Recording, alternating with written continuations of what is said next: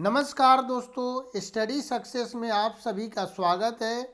मैं अतुल प्रकाश आशा करता हूं कि आप सभी अच्छे होंगे और आपकी पढ़ाई भी बेहतर चल रही होगी। तो आज के सेशन में हम लोग भारत के अपवाह तंत्र को पढ़ेंगे और भारत के अपवाह तंत्र में आज हम लोग मुख्य रूप से पढ़ेंगे गंगा नदी अपवाह तंत्र, गंगा नदी तंत्र के बारे में। गंगा नदी, गंगा की कौन कौन सी सहायक नदियां हैं, इसकी उप सहायक नदियों के बारे में पढ़ेंगे। तो चलिए आज का सेशन शुरू करते हैं। यह टॉपिक बहुत ही एग्जाम की दृष्टि से इम्पोर्टेंट है। तो चलिए आज का पहला प्रश्न हम लोग देखते हैं। आज का पहला प्रश्न है कि गंगा नदी उदाहरण है पूर्ववर्ती अपवाह का, अनुवर्ती अपवाह का, अक्रमवर्ती अपवाह का और परवर्ती अपवाह का। इसका करेक्ट आंसर होगा पूर्ववर्ती अपवाह का। पूर्ववर्ती नदी उस नदी को कहते हैं जो हिमालय के निर्माण से बहती है। जो नदी है हिमालय के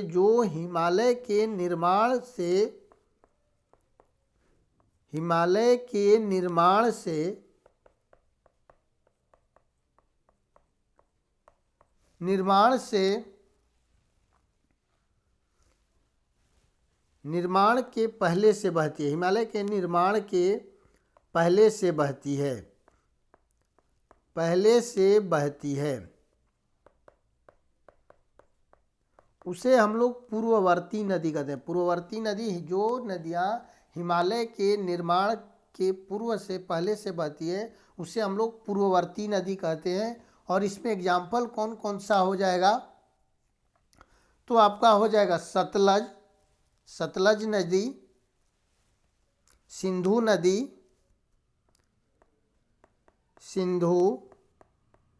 सतलज, गंगा और ब्रह्मपुत्र।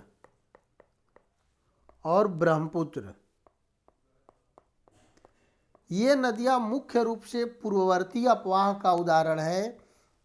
हिमालय की जो नदियां होती हैं, मुख्य रूप से जो हिमालय से निकलने वाली नदियां होती हैं वो पूर्ववर्ती नदी का उदाहरण है। ये नदी हिमालय के उत्थान के क्रम में, जो पूर्ववर्ती नदी है, हिमालय के उत्थान के क्रम में निरंतर अपर्दन का कार्य करती है और इस अपर्दन के द्वारा गौर्ज और महाखड्ड का निर्माण होता है। इस अपर्दन के द्वारा किसका निर्माण होता है? गौर्ज और महाखड्ड का निर्माण होता है। महाखड्ड का निर्माण होता है। तो याद रखिएगा कि पूर्ववर्ती नदियों के द्वारा जो बहती है हिमालय के उत्थान के क्रम में यह अपर्दन करती है और इसके द्वारा गौर्ज और महाखड्ड का निर्माण होता है। अब हम लोग देख लेते हैं एक और कि अनुवर्ती नदी किसको कहा जाता है। जो प्रायद्वीपीय भारत की नदी है, प्रायद्वीपीय नदी जो है वो एक तरह से अनुवर्ती नदी है। और अनुवर्ती नदी किसे हम लोग कहते हैं? जो सामान्य ढाल की दिशा में बहती है। वैसी नदी जो सामान्य ढाल की दिशा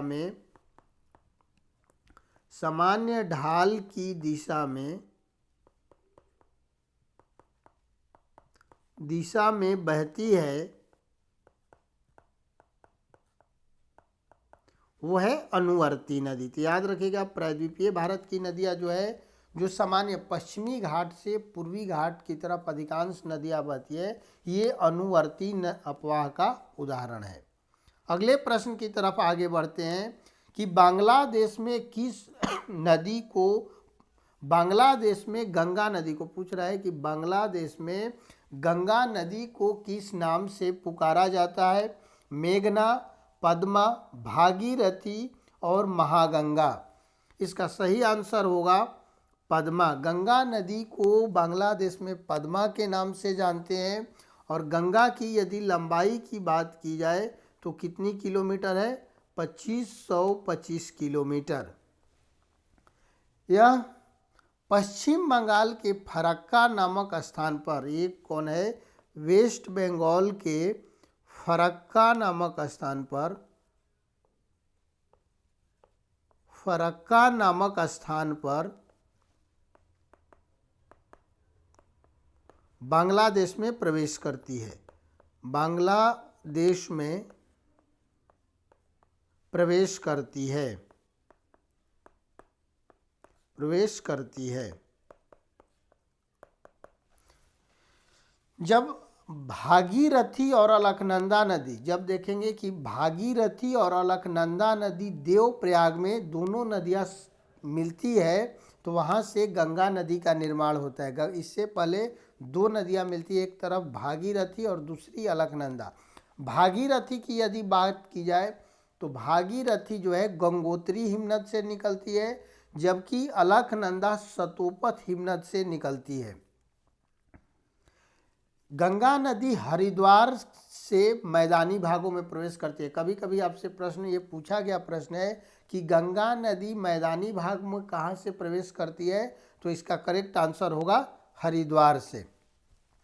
अगले प्रश्न की तरफ हम लोग आगे बढ़ते हैं कि बांग्लादेश में प्रवेश करने के बाद गंगा नदी को किस नाम से जाना जाता है। सेमी क्वेश्चन है, बस क्वेश्चन को पूछने का तरीका अलग है।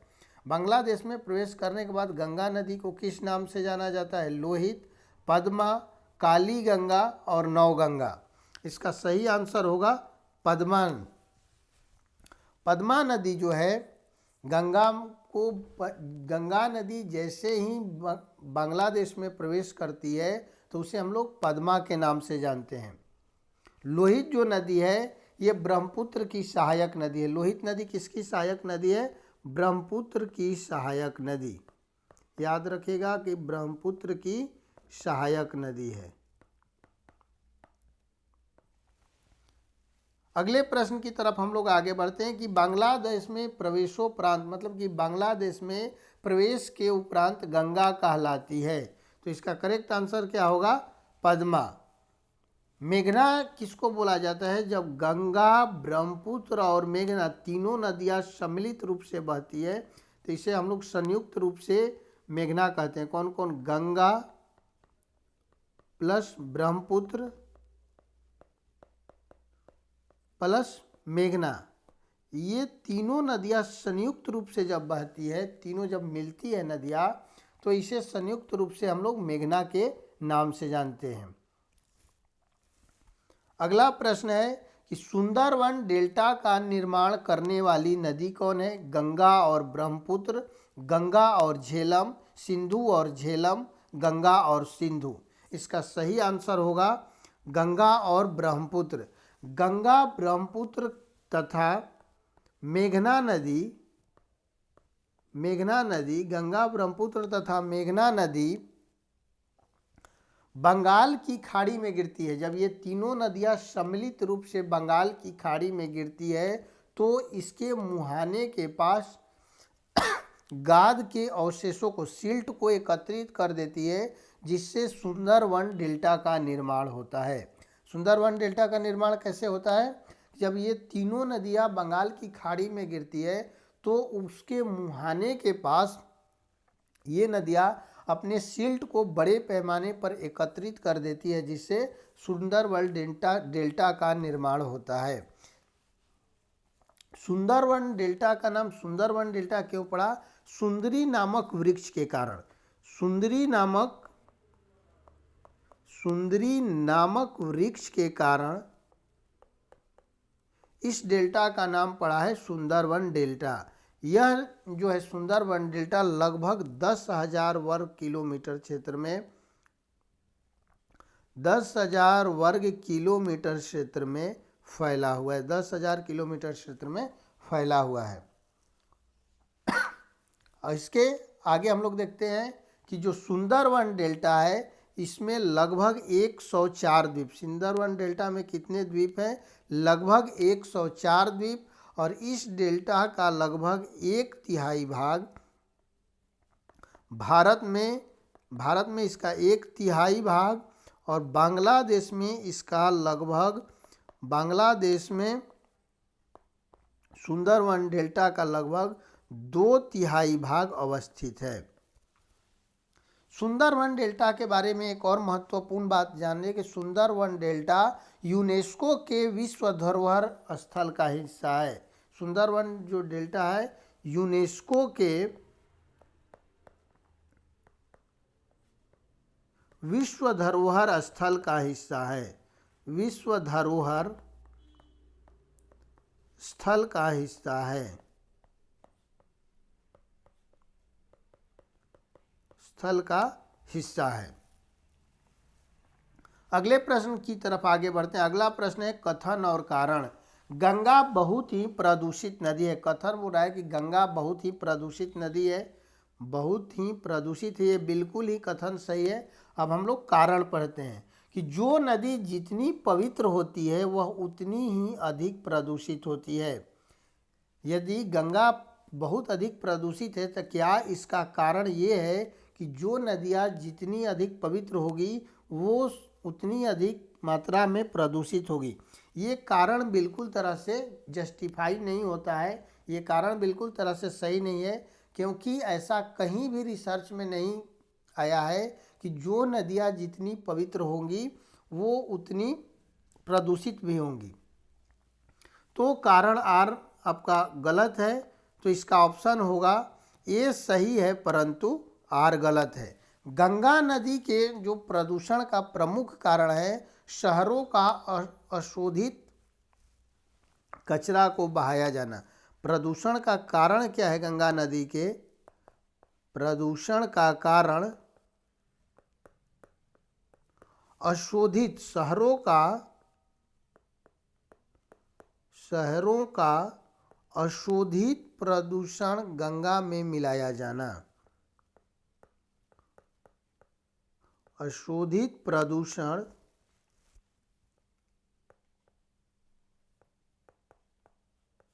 गंगा में मिलाया जाना।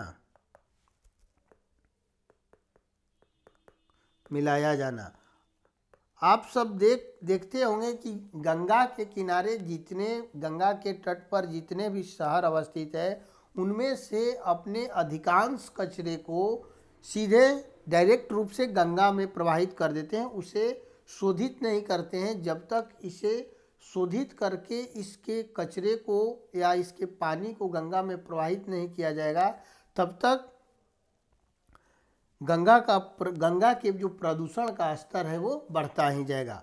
गंगा के प्रदूषण को बचाने के लिए अनेक कमिटियां बनी, जैसे गंगा एक्शन प्लान लाया गया। इसके माध्यम से गंगा थोड़ी बहुत सफाई होगी, लेकिन जिस स्तर तक इसे साफ होना चाहिए था उस स्तर तक इसके बेहतर परिणाम नहीं आए हैं। तो हमें ज़रूरत है कि गंगा को बेहतर तरीके से साफ किया जा सके, जिससे अधिकांश जो जीव जंतु जो इस पे निर्भर है वो प्रदूषण से बच सके। अगला प्रश्न है कि गंगा की जलोढ़ मृदा जो है, गंगा की बोल रहा है कि जलोढ़ मृदा की गहराई भूमि सतह के नीचे लगभग कितनी है। गंगा की जो बोल रहा है कि जलोढ़ मृदा की जो गहराई है भूमि के सतह के नीचे कितनी है? 6000 मीटर तक, 600 मीटर, 800 मीटर और 100 मीटर तक। इसका सही आंसर होगा ए। दो आपको भूगोलवेत्ता का मैं नाम ले रहा हूँ, ओल्डहम और ग्लेनी। ओल्डहम ने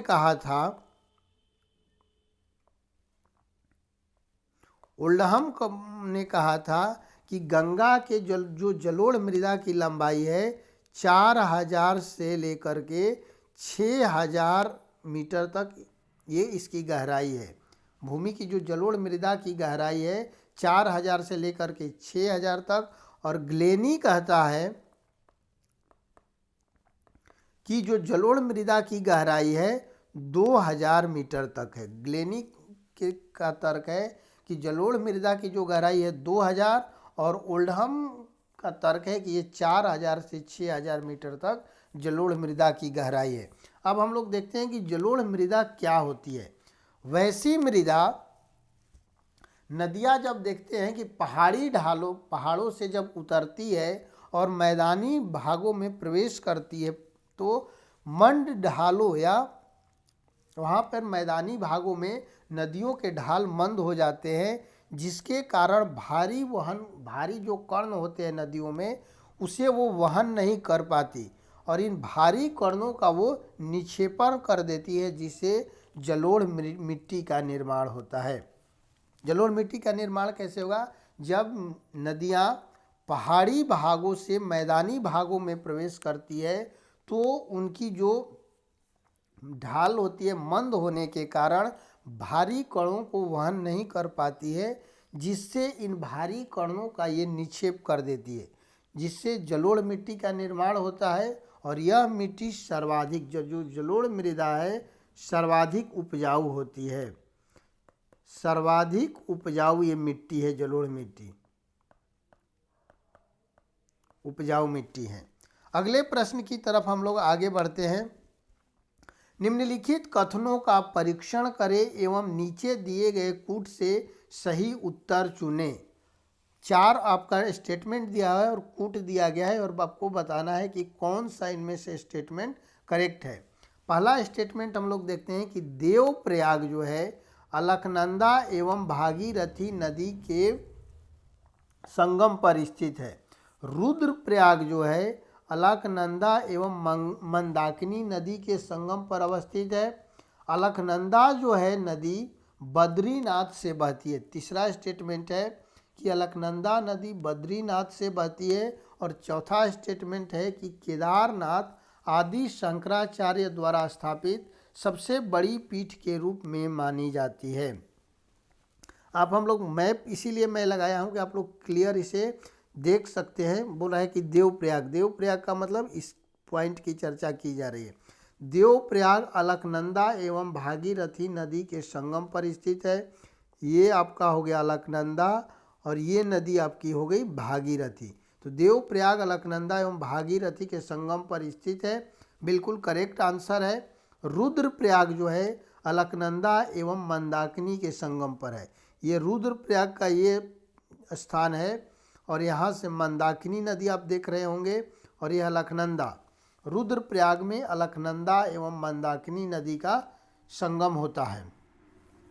अगला है स्टेटमेंट कि अलकनंदा नदी बद्रीनाथ से बहती है। आप देखेंगे कि अलकनंदा नदी जो है बद्रीनाथ से बहती है। इसके बाद देखेंगे मंदाकिनी जो है केदारनाथ से बहती है। मंदाकिनी नदी जो है केदारनाथ से बहती है। जो भागीरथी है वो गंगोत्री से निकलती है और यमुना जो है यमुनोत्री से निकलती है। ये चारों आप देख रहे हैं, बद्रीनाथ, केदारनाथ, गंगोत्री और यमुनोत्री। तो ये भी आपका स्टेटमेंट करेक्ट है। पहला स्टेटमेंट करेक्ट है, दूसरा भी करेक्ट है और तीसरा भी। अब बोल रहा है चौथा स्टेटमेंट कि केदारनाथ आदि शंकराचार्य द्वारा स्थापित सबसे बड़ी पीठ के रूप में मानी जाती है। ये स्टेटमेंट आपका रॉन्ग है। केदारनाथ नहीं होगा बल्कि क्या होगा? बद्रीनाथ। इसका सही आंसर क्या होगा? बद्रीनाथ जो है शंकराचार्य ने 4 पीठों की स्थापना की, जिसमें से केदारनाथ एक नहीं है, बद्रीनाथ। केदारनाथ जो है 12 ज्योतिर्लिंगों में से एक है। 12 ज्योतिर्लिंगों में से एक ज्योतिर्लिंग है केदारनाथ। तो याद रखिएगा कि केदारनाथ शक्तिपीठ ना होकर के बल्कि ज्योतिर्लिंग है।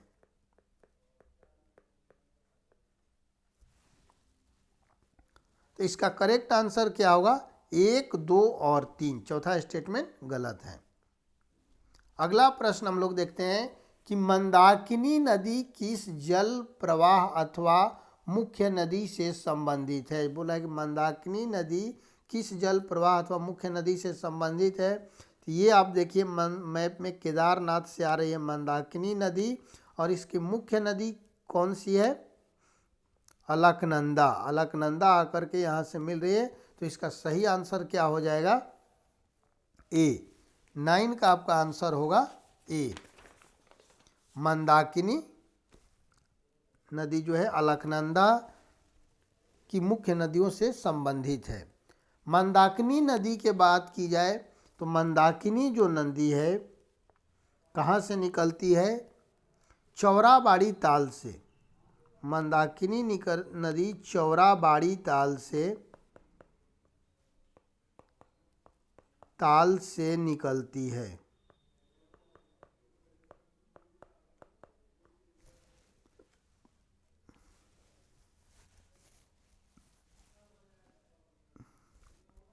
रुद्रप्रयाग में आकर के रुद्रप्रयाग नामक स्थान पर, यहाँ पर प्लेस पर मंदाकिनी नदी जो है अलकनंदा से मिल जाती है। कहाँ पे?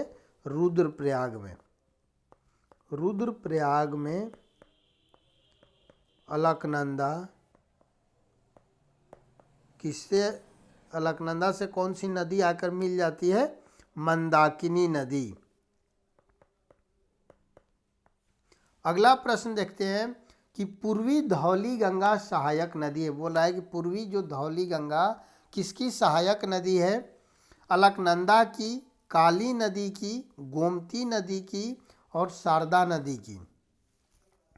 इसका आंसर होगा काली नदी। पूर्वी जो धौली गंगा है सहायक किसकी है? काली नदी की सहायक नदी है। काली नदी कहाँ से निकलती है? लिपुलेख दर्रे से। याद रखिएगा कि लिपुलेख दर्रे से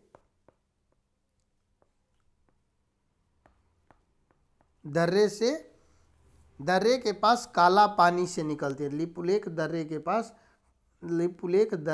पास काला पानी से निकलती है। कहाँ से? काला पानी से ये निकलती है। और ये लिपुलेख दर्रा है कहाँ पे यदि पूछा जाए आपसे तो उत्तराखंड में। याद रखिएगा कि लिपुलेख जो दर्रा है उत्तराखंड में अवस्थित है। अगले प्रश्न की तरफ हम लोग आगे बढ़ते हैं कि निम्नलिखित स्थानों में से कहाँ पर भागीरथी एवं अलकनंदा नदियाँ मिलती है? मैप के माध्यम से आप देख सकते हैं। ये हो गई आपकी भागीरथी नदी और ये आपकी हो गई अलकनंदा। ये पूछ रहा है कि दोनों का संगम किस स्थान पर होता है, तो इसका करेक्ट आंसर क्या होगा? देवप्रयाग। देवप्रयाग में ही भागीरथी और अलकनंदा नदियाँ मिलती है।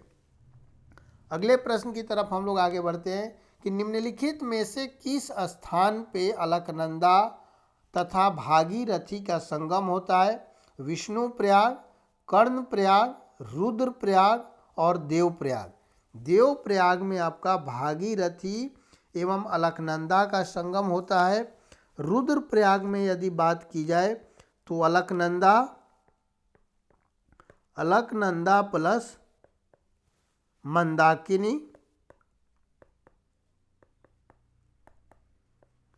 यदि विष्णु कर्णप्रयाग की बात, रुद्रप्रयाग की यदि बात करते हैं तो रुद्रप्रयाग में हो गया अलकनंदा प्लस मंदाकिनी का यहाँ पर संगम होता है।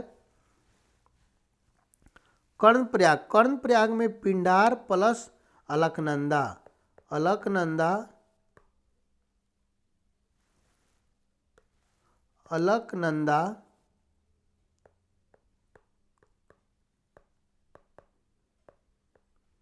प्लस पिंडार नदी का संगम कहाँ होता है? कर्णप्रयाग के पास। यदि विष्णुप्रयाग की बात की जाए तो विष्णुप्रयाग के पास कौन होता है? अलकनंदा प्लस धौली गंगा। विष्णुप्रयाग के पास अलकनंदा प्लस धौली गंगा।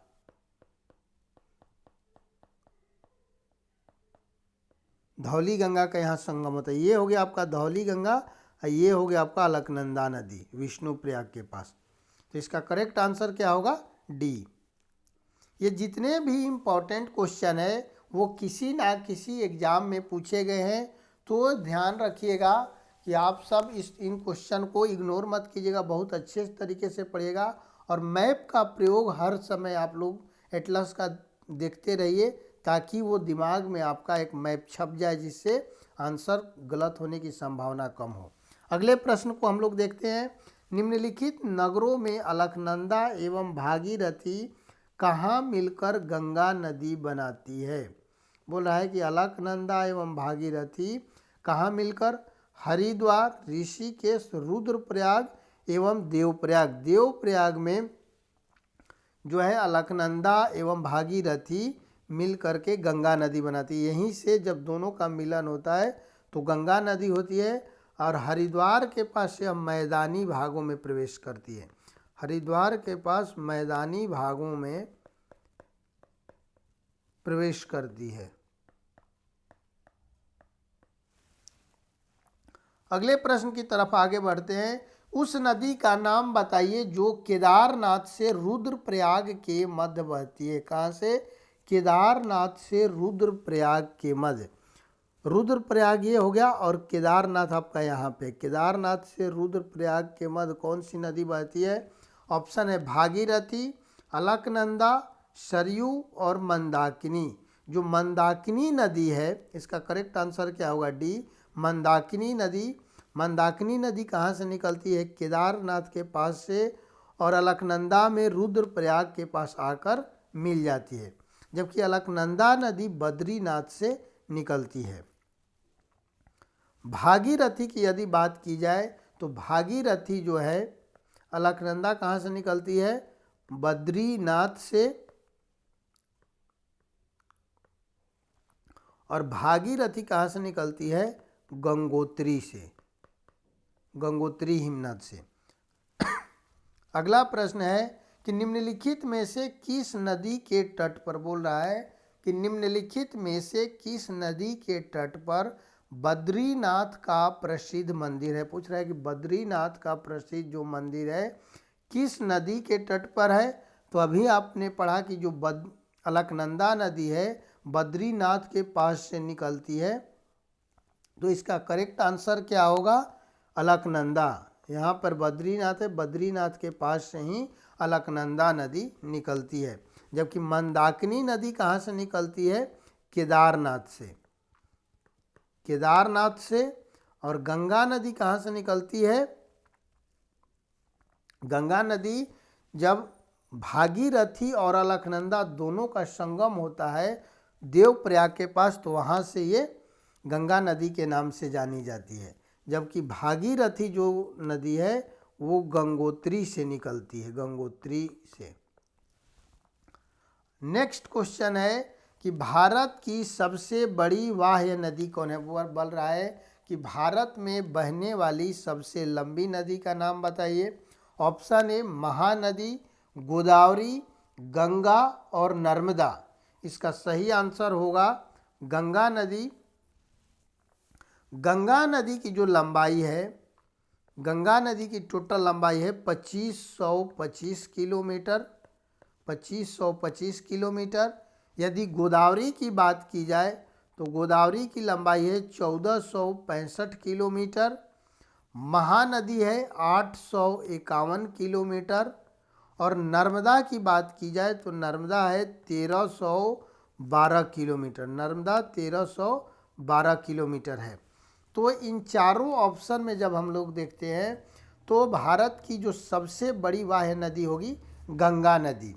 गंगा नदी के बारे में एक और यहाँ पर फैक्ट याद रखिए कि गंगा नदी पूरे भारत में, गंगा नदी से दो लंबी भी नदियाँ हैं, ब्रह्मपुत्र एवं सिंधु, किंतु उनका भारत में प्रवाह जो है बहुत कम है।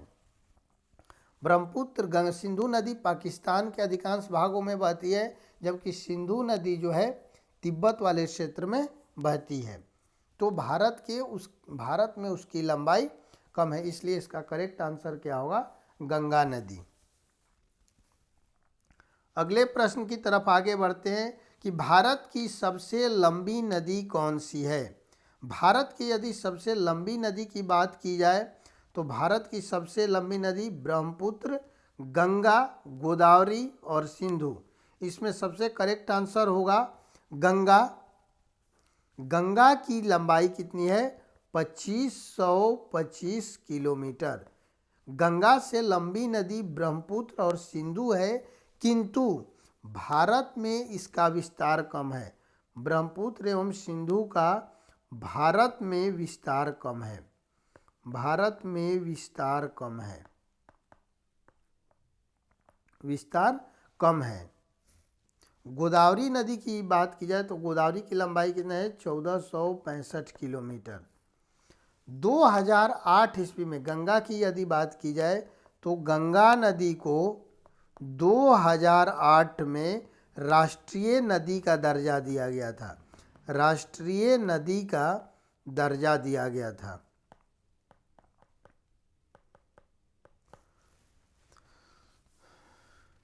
राष्ट्रीय नदी का, गंगा को 2008 में राष्ट्रीय नदी का दर्जा दिया गया था, जबकि 2017 ईस्वी में, 2017 की बात करें तो 2017 ईस्वी में उत्तराखंड हाई कोर्ट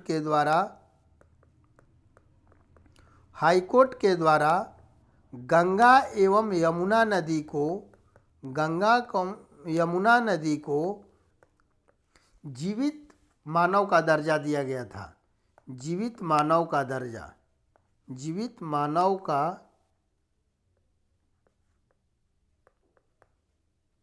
दर्जा दिया गया था। नेक्स्ट क्वेश्चन है कि भागीरथी नदी निकलती है, बोल रहा है ऑप्शन में कि भागीरथी जो नदी है कहाँ से निकलती है? गोमुख से, गंगोत्री से, तपोवन से और विष्णुप्रयाग से। आप लोग मैप में देख रहे होंगे कि ये भागीरथी नदी है और भागीरथी का उद्गम कहाँ से होता है? गंगोत्री से। भागीरथी जो है गंगोत्री हिमनद के गोमुख से निकलती है। गंगोत्री हिमनद के गोमुख से निकलती है, गोमुख से निकलती है। अगले प्रश्न की तरफ हम लोग आगे बढ़ते हैं कि गंगा नदी की एकमात्र सहायक नदी जिसका उद्गम मैदान में है को चिन्हित कीजिए। बोल रहा है कि गंगा की एकमात्र सहायक नदी का नाम बताइए जिसका उद्गम मैदानों में है, मैदानी भागों में है। सोन, शारदा, गोमती और रामगंगा। इसका करेक्ट आंसर होगा सी, गोमती। गोमती नदी जो है इसका उद्गम की यदि बात करते हैं तो गोमती नदी का जो उद्गम है गोमताल फुलहर झील से। कहाँ से? गोमताल फुलहर झील से ये निकलती है। फुलहर झील से ये नदी निकलती है। और ये फुलहर झील कहाँ पर स्थित है? तो यूपी के पीलीभीत में, यूपी के पीलीभीत जिले में। पीलीभीत जिले, यूपी के पीलीभीत जिले में निकलती है। यह गंगा की एकमात्र सहायक नदी है जिसका उद्गम मैदानी भागों से होता है। अगले प्रश्न की तरफ आगे बढ़ते हैं कि दिल्ली और आगरा के मध्य वर्ष के अधिकांश समय में यमुना नदी मृत हो जाती है। बोल रहा है कि आगरा से दिल्ली के मध्य देखेंगे कि अधिकांश टाइमों में यमुना नदी मृत हो जाती है। मृत कहने का मतलब कि वो उसका जो प्रवाह क्षेत्र होता है लगभग नाम मात्र की बहती है, इसलिए इसे हम लोग यहाँ पर मृत की संज्ञा देते हैं। इसके साथ ही साथ यहाँ पर दिल्ली और आगरा के मध्य देखेंगे कि यमुना नदी सर्वाधिक प्रदूषित भी है। ये दूसरा, तो इसलिए इसे हम लोग मृत नदी, ये कथन बिल्कुल सही है। अब हम लोग कारण की तरफ आगे बढ़ते हैं। बोल रहा है कि यमुना असतत वाहिनी नदी है। ये कारण बिल्कुल गलत है, क्योंकि उत्तर भारत की या जो हिमालयी नदियां हैं, हिमालयी नदियां वो असतत नदी ना होती है बल्कि सतत नदियां होती हैं। सतत नदी, सतत नदी कहने का अर्थ है कि जो यमुना नदी है वो सालों भर बहती है। असतत नदियाँ वैसी नदियाँ होती है जो दक्षिणी भागों से बहती है, दक्षिणी भारत से बहती है या सिर्फ वर्षा के मौसम में उनका प्रवाह होता है, इसलिए उसे हम लोग असतत नदी कहते हैं। जबकि हिमालयी क्षेत्र से निकलने वाली जितनी भी नदियाँ हैं वो सतत वाहिनी है, क्योंकि सालों भर वो बहती रहती है, इसलिए उसे हम लोग सतत वाहिनी नदी कहते हैं। तो कारण आपका गलत है, जबकि कथन बिल्कुल सही है। तो ए सही है परंतु आर गलत है। इसका आंसर सी हो जाएगा। तो आज के सेशन में हम लोग जितने भी इम्पोर्टेंट 20 क्वेश्चन थे उसको हमने कराया। इसके बाद हम लोग नेक्स्ट जो सेशन, कल का सेशन होगा, उसमें हम लोग और क्वेश्चन लेकर आएंगे। तब तक के लिए आप सबों को धन्यवाद। इसे आप लोग बेहतर तरीके से पढ़ें, इसे आप बेहतर तरीके से पढ़ें। ये आपके किसी भी एग्ज़ाम के लिए मोस्ट इम्पॉर्टेंट क्वेश्चन है। धन्यवाद।